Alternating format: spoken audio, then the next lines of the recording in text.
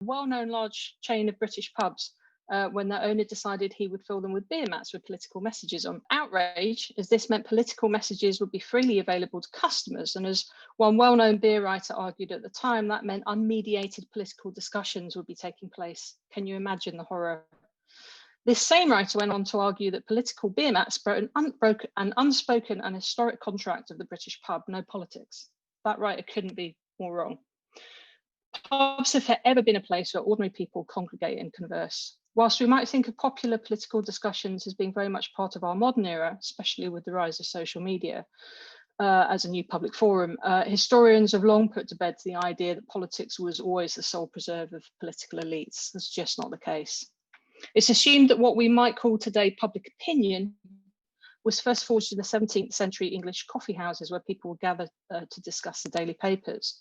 But long before coffee houses were all the rage, people of all classes right across the country had been meeting in pubs as a place for refreshment, but also as a place to gather and debate politics and life.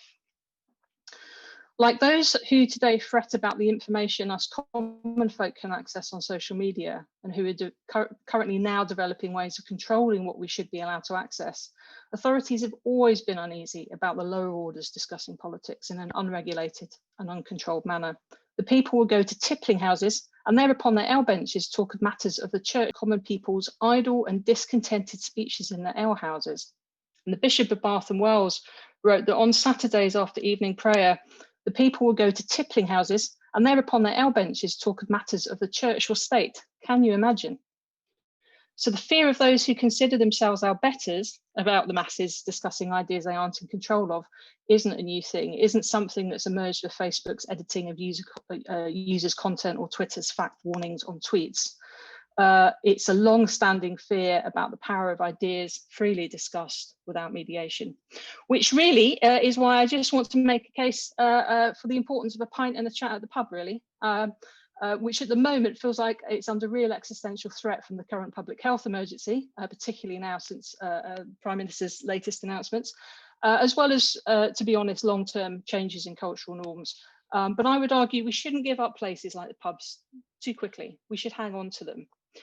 In an era of what feels like increased information regulation, of cancel culture, of the willful confusion of words and ideas as physical acts of violence by the perpetually offended, pubs remain essential places where adults can freely congregate and talk politics without the censure of algorithms or the controlling whims of those who own the social media platforms we seem to spend so much time on. Wise Dr. Johnson wrote, "The true felicity of human life is a tavern."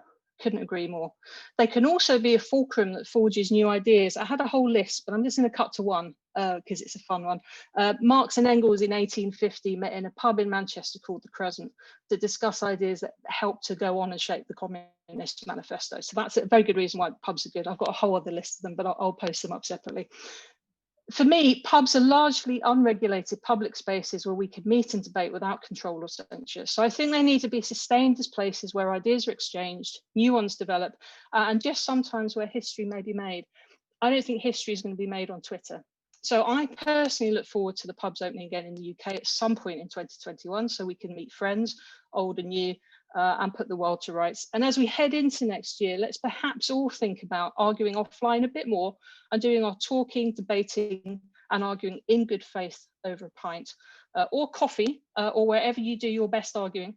Let's have more free speech and debates in real life. I personally will see you in the pub next year, and I've got a little pocket pub here in the form of a bottle of beer. So cheers to you all.